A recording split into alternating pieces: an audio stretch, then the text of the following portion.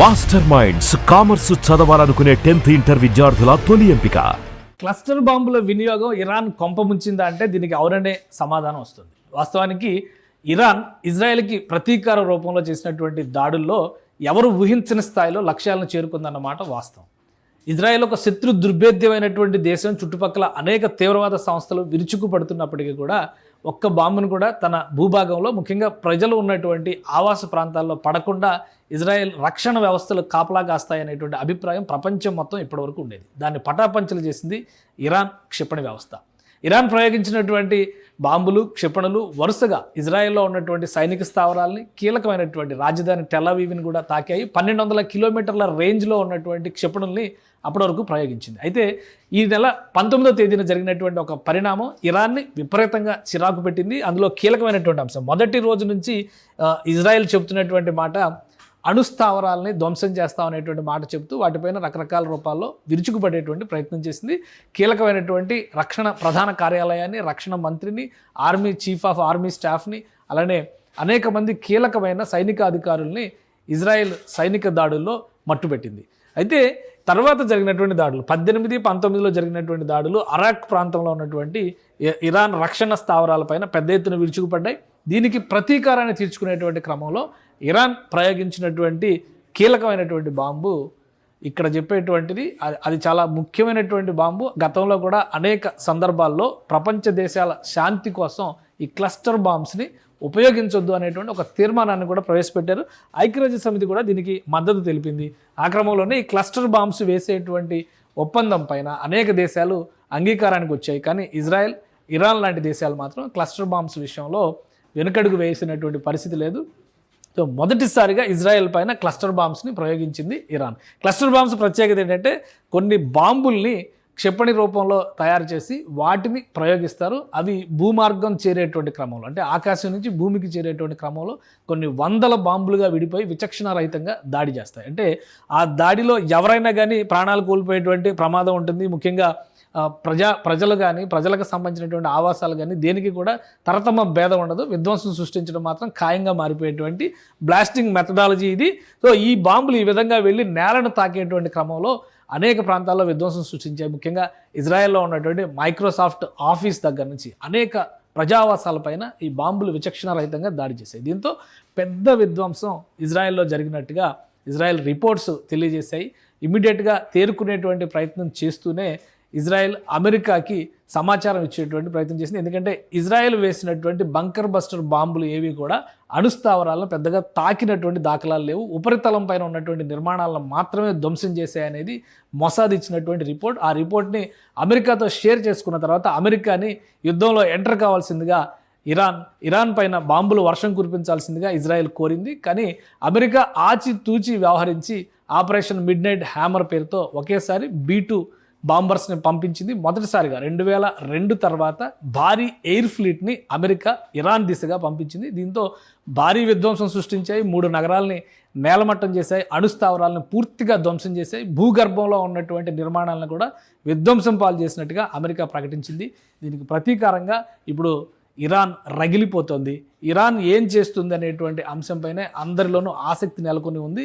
ఇజ్రాయెల్కి ప్రతీకారంగా కొన్ని క్షిపణులకు సంబంధించినటువంటి ప్రకటనలు కూడా ఇరాన్ చేసింది. ఎందుకంటే 1200 కిలోమీటర్ల రేంజ్ ఉన్నటువంటి బాలిస్టిక్ మిసైల్స్ని ఉపయోగించింది. అంతకంటే 2400 కిలోమీటర్స్ రేంజ్ ఉన్నటువంటి ఇతర బాలిస్టిక్ మిసైల్స్ కూడా ఉపయోగించేందుకు ఇరాన్ సిద్ధమవుతుందన్న సమాచారం వచ్చిన తర్వాత ఇజ్రాయెల్ ఆ క్షిపణి ప్రయోగ కేంద్రాల మొత్తాన్ని కూడా, లాంచ్ ప్యాడ్స్ అన్నింటిని కూడా ధ్వంసం చేసినట్టుగా ఇరాన్ ప్రకటించింది. ప్రస్తుతం ఇరాన్ ఏ విధంగా ప్రతీకారం తీర్చుకోబోతోంది అనేది ప్రపంచం మొత్తం ఆసక్తిగా ఎదురు చూస్తున్నటువంటి అంశం. అమెరికా దుడుకు చర్యకు పాల్పడిందని చెప్పని రష్యా, చైనా లాంటి దేశాలు ఖండిస్తున్నాయి. యూరోపియన్ యూనియన్ మాత్రం దీనిపైన పెద్దగా ఇంకా స్పందించలేదు. సో అమెరికాలో కూడా ప్రజాస్వామ్యవాదులు ఆందోళనలు చేస్తున్నటువంటి పరిస్థితి ఉంది. ఇరాన్ చేయబోయేటువంటి ప్రతీకార దాడి, అమెరికా ఫాలో అప్ యాక్షన్, ఈ రెండింటిపైనే ఈ యుద్ధం 3వ ప్రపంచ యుద్ధంగా మారుతుందా లేదా అనే అంశాలపైన ఆధారపడి ఉంటుందని యుద్ధరంగ నిపుణులు హెచ్చరిస్తున్నారు. అయితే అమెరికా చేసినటువంటి విధ్వంసంలో మాత్రం ఇరాన్ కుదేలైపోయింది అనేటువంటి సంకేతాలు మాత్రం స్పష్టంగా వస్తున్నాయి. క్లస్టర్ బాంబుల వినియోగం ఇరాన్ కొంపముంచిందా అంటే దీనికి అవుననే సమాధానం వస్తుంది. వాస్తవానికి ఇరాన్ ఇజ్రాయెల్కి ప్రతీకార రూపంలో చేసినటువంటి దాడుల్లో ఎవరు ఊహించని స్థాయిలో లక్ష్యాలను చేరుకుందన్నమాట వాస్తవం. ఇజ్రాయెల్ ఒక శత్రు దుర్భేద్యమైనటువంటి దేశం, చుట్టుపక్కల అనేక తీవ్రవాద సంస్థలు విరుచుకుపడుతున్నప్పటికీ కూడా ఒక్క బాంబును కూడా తన భూభాగంలో, ముఖ్యంగా ప్రజలు ఉన్నటువంటి ఆవాస ప్రాంతాల్లో పడకుండా ఇజ్రాయెల్ రక్షణ వ్యవస్థలు కాపలా కాస్తాయనేటువంటి అభిప్రాయం ప్రపంచం మొత్తం ఇప్పటివరకు ఉండేది. దాన్ని పటాపంచలు చేసింది ఇరాన్ క్షిపణి వ్యవస్థ. ఇరాన్ ప్రయోగించినటువంటి బాంబులు, క్షిపణులు వరుసగా ఇజ్రాయెల్లో ఉన్నటువంటి సైనిక స్థావరాలని, కీలకమైనటువంటి రాజధాని టెల్-అవీవ్ని కూడా తాకాయి. 1200 కిలోమీటర్ల రేంజ్లో ఉన్నటువంటి క్షిపణుల్ని అప్పటి వరకు ప్రయోగించింది. అయితే ఈ నెల 19వ తేదీన జరిగినటువంటి ఒక పరిణామం ఇరాన్ని విపరీతంగా చిరాకు పెట్టింది. అందులో కీలకమైనటువంటి అంశం, మొదటి రోజు నుంచి ఇజ్రాయెల్ చెబుతున్నటువంటి మాట, అణుస్థావరాలని ధ్వంసం చేస్తామనేటువంటి మాట చెబుతూ వాటిపైన రకరకాల రూపాల్లో విరుచుకుపడేటువంటి ప్రయత్నం చేసింది. కీలకమైనటువంటి రక్షణ ప్రధాన కార్యాలయాన్ని, రక్షణ మంత్రిని, ఆర్మీ చీఫ్ ఆఫ్ ఆర్మీ స్టాఫ్ని, అలానే అనేక మంది కీలకమైన సైనిక అధికారుల్ని ఇజ్రాయెల్ సైనిక దాడుల్లో మట్టుపెట్టింది.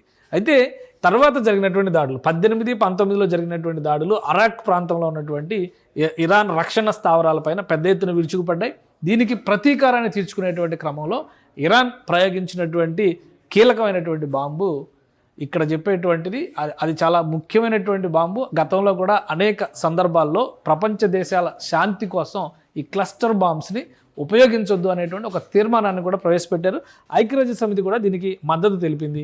ఆ క్రమంలోనే ఈ క్లస్టర్ బాంబ్స్ వేసేటువంటి ఒప్పందం పైన అనేక దేశాలు అంగీకారానికి వచ్చాయి. కానీ ఇజ్రాయెల్, ఇరాన్ లాంటి దేశాలు మాత్రం క్లస్టర్ బాంబ్స్ విషయంలో వెనుకడుగు వేసినటువంటి పరిస్థితి లేదు. సో మొదటిసారిగా ఇజ్రాయెల్ పైన క్లస్టర్ బాంబ్స్ని ప్రయోగించింది ఇరాన్. క్లస్టర్ బాంబ్స్ ప్రత్యేకత ఏంటంటే కొన్ని బాంబుల్ని క్షిపణి రూపంలో తయారు చేసి వాటిని ప్రయోగిస్తారు. అవి భూమార్గం చేరేటువంటి క్రమంలో, అంటే ఆకాశం నుంచి భూమికి చేరేటువంటి క్రమంలో కొన్ని వందల బాంబులుగా విడిపోయి విచక్షణారహితంగా దాడి చేస్తాయి. ఆ దాడిలో ఎవరైనా కానీ ప్రాణాలు కోల్పోయేటువంటి ప్రమాదం ఉంటుంది. ముఖ్యంగా ప్రజలు కానీ, ప్రజలకు సంబంధించినటువంటి ఆవాసాలు కానీ దేనికి కూడా తరతమ భేదం ఉండదు. విధ్వంసం సృష్టించడం మాత్రం ఖాయంగా మారిపోయేటువంటి బ్లాస్టింగ్ మెథడాలజీ ఇది. సో ఈ బాంబులు ఈ విధంగా వెళ్ళి నేలను తాకేటువంటి క్రమంలో అనేక ప్రాంతాల్లో విధ్వంసం సృష్టించాయి. ముఖ్యంగా ఇజ్రాయెల్లో ఉన్నటువంటి మైక్రోసాఫ్ట్ ఆఫీస్ దగ్గర నుంచి అనేక ప్రజావాసాలపైన ఈ బాంబులు విచక్షణారహితంగా దాడి చేశాయి. దీంతో పెద్ద విధ్వంసం ఇజ్రాయెల్లో జరిగినట్టుగా ఇజ్రాయెల్ రిపోర్ట్స్ తెలియజేశాయి. ఇమ్మీడియట్గా తేరుకునేటువంటి ప్రయత్నం చేస్తూనే ఇజ్రాయెల్ అమెరికాకి సమాచారం ఇచ్చేటువంటి ప్రయత్నం చేసింది. ఎందుకంటే ఇజ్రాయెల్ వేసినటువంటి బంకర్ బస్టర్ బాంబులు ఏవి కూడా అణుస్థావరాలను పెద్దగా తాకినటువంటి దాఖలాలు లేవు. ఉపరితలం పైన ఉన్నటువంటి నిర్మాణాలను మాత్రమే ధ్వంసం చేశాయనేది మొసాద్ ఇచ్చినటువంటి రిపోర్ట్. ఆ రిపోర్ట్ని అమెరికాతో షేర్ చేసుకున్న తర్వాత అమెరికాని యుద్ధంలో ఎంటర్ కావాల్సిందిగా ఇరాన్ పైన బాంబులు వర్షం కురిపించాల్సిందిగా ఇజ్రాయెల్ కోరింది. కానీ అమెరికా ఆచితూచి వ్యవహరించి ఆపరేషన్ మిడ్ నైట్ హ్యామర్ పేరుతో ఒకేసారి B-2 బాంబర్స్ని పంపించింది. మొదటిసారిగా 2002 తర్వాత భారీ ఎయిర్ ఫ్లీట్ని అమెరికా ఇరాన్ దిశగా పంపించింది. దీంతో భారీ విధ్వంసం సృష్టించాయి. 3 నగరాలని నేలమట్టం చేశాయి. అణుస్థావరాలను పూర్తిగా ధ్వంసం చేశాయి. భూగర్భంలో ఉన్నటువంటి నిర్మాణాలను కూడా విధ్వంసం పాలు చేసినట్టుగా అమెరికా ప్రకటించింది. దీనికి ప్రతీకారంగా ఇప్పుడు ఇరాన్ రగిలిపోతుంది. ఇరాన్ ఏం చేస్తుంది అనేటువంటి అంశంపైనే అందరిలోనూ ఆసక్తి నెలకొని ఉంది. ఇజ్రాయెల్కి ప్రతీకారంగా కొన్ని క్షిపణులకు సంబంధించినటువంటి ప్రకటనలు కూడా ఇరాన్ చేసింది. ఎందుకంటే 1200 కిలోమీటర్ల రేంజ్ ఉన్నటువంటి బాలిస్టిక్ మిసైల్స్ని ఉపయోగించింది. అంతకంటే 2400 కిలోమీటర్స్ రేంజ్ ఉన్నటువంటి ఇతర బాలిస్టిక్ మిసైల్స్ కూడా ఉపయోగించేందుకు ఇరాన్ సిద్ధమవుతుందన్న సమాచారం వచ్చిన తర్వాత ఇజ్రాయెల్ ఆ క్షిపణి ప్రయోగ కేంద్రాల మొత్తాన్ని కూడా, లాంచ్ ప్యాడ్స్ అన్నింటిని కూడా ధ్వంసం చేసినట్టుగా ఇరాన్ ప్రకటించింది. ప్రస్తుతం ఇరాన్ ఏ విధంగా ప్రతీకారం తీర్చుకోబోతోంది అనేది ప్రపంచం మొత్తం ఆసక్తిగా ఎదురు చూస్తున్నటువంటి అంశం. అమెరికా దుడుకు చర్యకు పాల్పడిందని చెప్పని రష్యా, చైనా లాంటి దేశాలు ఖండిస్తున్నాయి. యూరోపియన్ యూనియన్ మాత్రం దీనిపైన పెద్దగా ఇంకా స్పందించలేదు.